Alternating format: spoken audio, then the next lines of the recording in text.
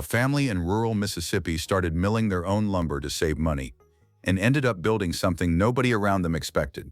Tyler and Brittany Wallace run Wallace Farm and Sawmill out of Columbus, Mississippi, and the story of what their channel has become is almost nothing like how it started.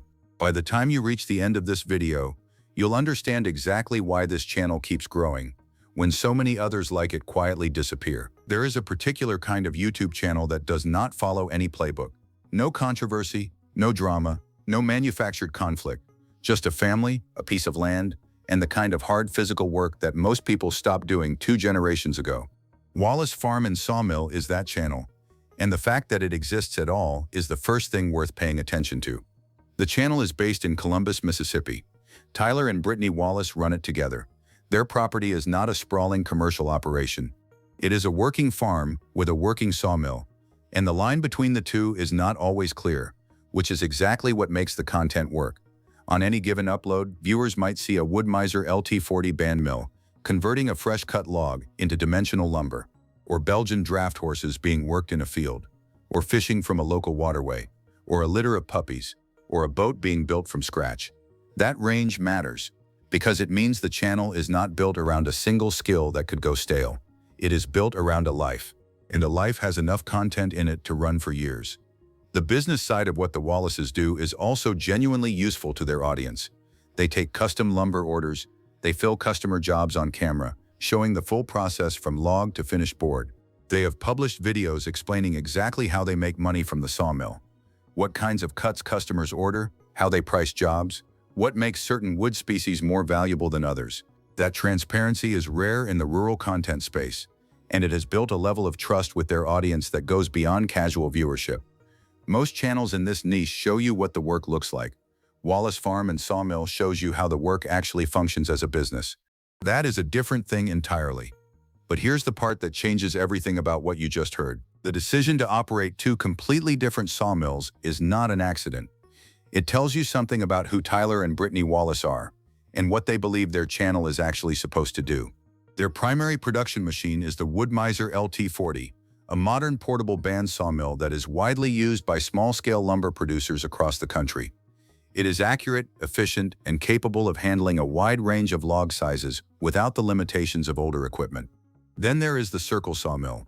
Built in the 1940s, it runs on an entirely different mechanical principle, a large spinning circular blade rather than the band-style cutting system of the LT40. Operating this machine is not just technically different, it is physically different. The pace changes, the sound changes, the entire feel of the work changes, and the Wallaces know this. They do not use the vintage circle mill because it is the most practical tool for the job. They use it because it connects what they do to something older and more permanent than YouTube views. In 2026, they put that century-old circle sawmill to work on what they described as their biggest build yet, sawing their own dimensional lumber to frame a major construction project on their property. Using a machine from the 1940s to build something in 2026 is the kind of detail that their audience responds to. It is not nostalgic performance. It is a real operational choice, with real consequences. Blades that need precise maintenance, a machine that requires intimate knowledge to run safely, and lumber that has to meet construction standards regardless of what cut it with. That combination of old and new runs through everything the Wallaces do.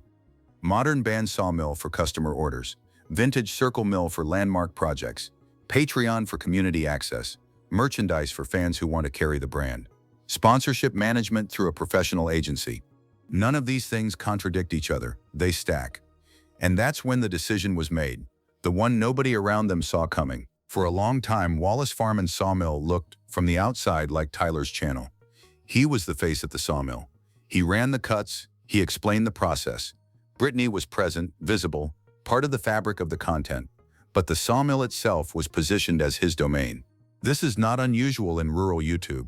The format has established conventions, and one of them is that the person operating the heaviest equipment is also the person the channel is built around.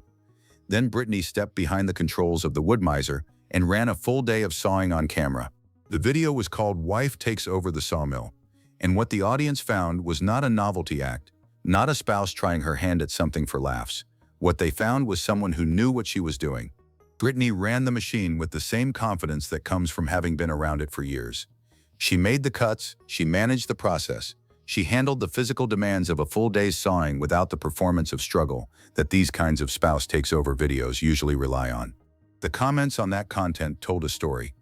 Viewers who had been watching for months or years responded differently to Brittany behind the mill than they did to any other episode. The combination of a machine that most people associate exclusively with men, operated calmly and competently by a woman on a Mississippi farm, created a moment that the channel's regular audience had not seen coming. It was reported across multiple observer accounts and third-party commentary channels that Brittany's increased on-camera presence, particularly at the sawmill itself, played a meaningful role in expanding the channel's reach beyond its original audience base. That reach pulled in viewers who were not specifically seeking sawmill content, but who responded to the broader story of what Brittany represented in that space.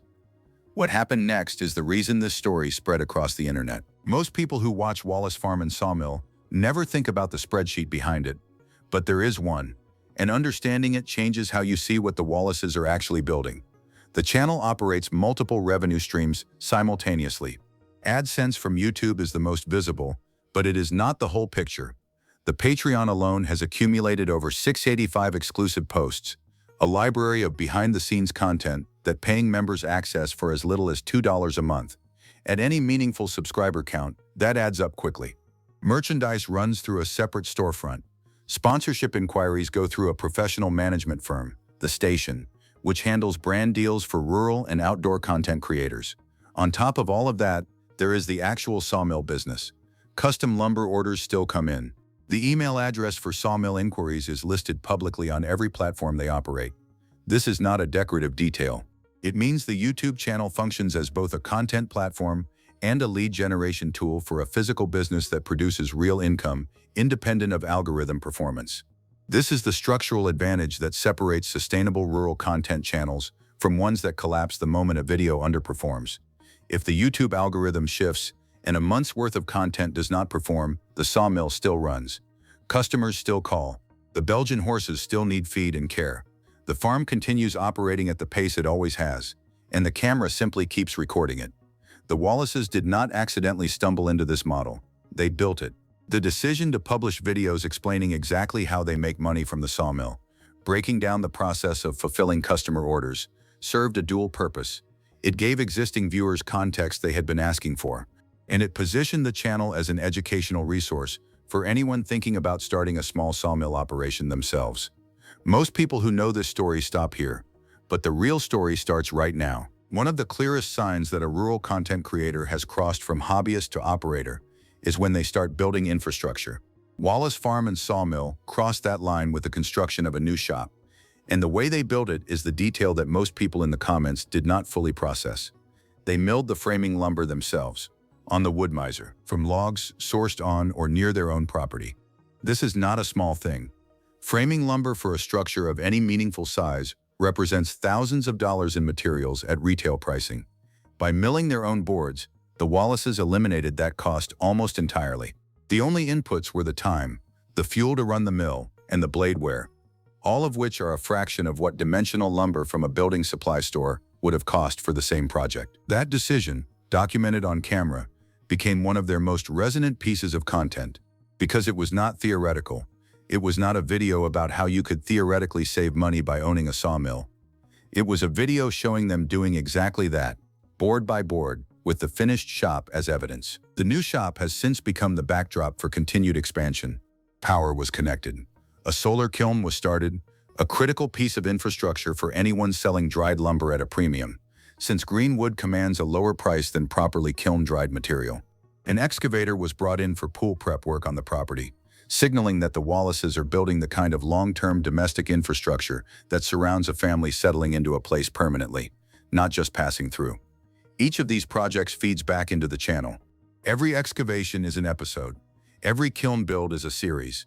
Every shop upgrade is 3 videos minimum. The content does not need to be manufactured. It exists because the life itself keeps expanding. And if you think that was surprising, stay with me because this next part is why the whole story matters. In one of their more technically compelling pieces of content, the Wallaces ran their 2 sawmills head-to-head. Same logs, side by side. The 1940s circle mill against the modern wood miser LT40. The goal was to compare the results, not just speed, but quality of cut, surface finish, and practical output. For an audience that includes both hobbyist sawyers and working lumber producers, this was not entertainment. It was a genuine test with real conclusions. The results surprised even committed viewers. The vintage circle mill performed in ways that its age should not have allowed. The character of the cut, the way the blade moved through wood that had been standing in Mississippi humidity for decades, produced results that the modern band mill could not fully replicate on certain species and grain patterns. Neither machine won clean. Both had categories where they outperformed the other. What the video actually demonstrated was something more important than which machine cut faster. It demonstrated that the Wallaces understand their equipment deeply enough to test it rigorously. That is not a given in this content space. Many rural creators can operate their tools. Fewer can evaluate them against each other with the kind of structured observation that produces useful conclusions. The sawmill community online has a specific respect for operators who can speak to the differences between machine types rather than simply defending the brand they own. That video placed the Wallaces inside that conversation, which expanded the channel's reach into a technical audience that had not previously been engaged. Here's what the comments kept asking, and here's the answer they never got, until now. There is a question that appears consistently in the Wallace Farm and Sawmill comments section, across platforms, across years. It takes different forms. Sometimes it is asked directly, sometimes it is implied in the way people respond to certain videos. The question is essentially this: is any of this sustainable?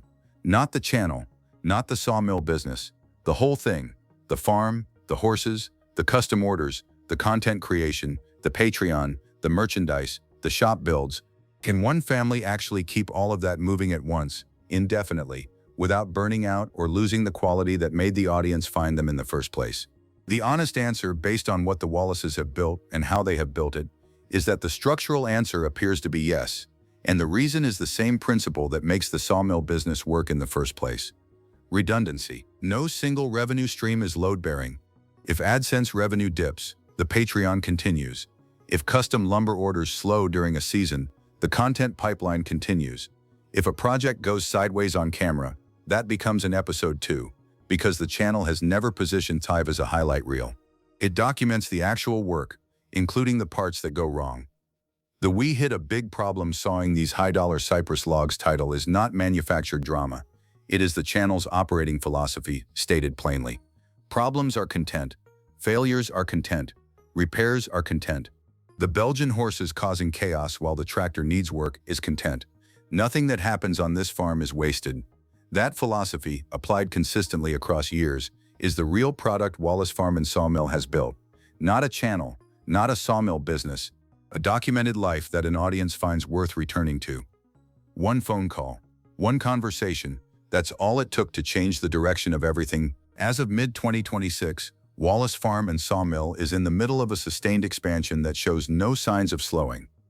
The new shop is operational. The solar kiln, a project that will allow them to dry and sell premium kiln-dried lumber, rather than competing on green wood pricing alone, is in progress. The century-old circle sawmill is being put to work on major builds, not just demonstration videos. And the channel continues uploading at a pace that reflects a team that has found its rhythm, rather than one that is grinding to keep up. A big news announcement came in July 2025. The specifics of that announcement connect to the property upgrades and infrastructure builds that have dominated the content since: the pool excavation, the power connection to the new shop, the expanded operational footprint of the farm. These are not isolated projects. They are pieces of a single long-term vision being built incrementally and documented in real time. Brittany's role in the channel has continued to evolve. The sawmill is no longer positioned as Tyler's domain with Brittany adjacent to it. The content reflects a genuine partnership, both behind the camera and behind the controls of the machines that drive the business. That shift changed how the audience relates to the channel, and the growth in followers and engagement across platforms reflects it. The merchandise store, the Patreon with its 685+ exclusive posts, the professional sponsorship management, the public sawmill inquiry email. All of these operational details point toward a channel that has moved from passion project to functioning media business without losing the authenticity that made people find it in the first place. That is the hardest thing to do in this space. Most channels either stay small and authentic or grow and become something their original audience no longer recognizes. Wallace Farm and Sawmill has, at least so far, done both. The real story of Wallace Farm and Sawmill is not about a sawmill. It is about a family that built redundancy into everything. The work, the income, the content, the community, and ended up with something more durable than any single piece of it. The next chapter for Tyler and Brittany is already being built on camera. The solar kiln, the new shop in full operation, the century-old circle mill, doing work that a machine its age was never supposed to still be doing. The audience that found them will keep watching because the life keeps expanding and the camera keeps running. Here's the question worth thinking about. Do you think a small sawmill operation in rural Mississippi can genuinely compete with commercial lumber suppliers? Or is the real business always going to be the YouTube channel itself? Drop your answer below.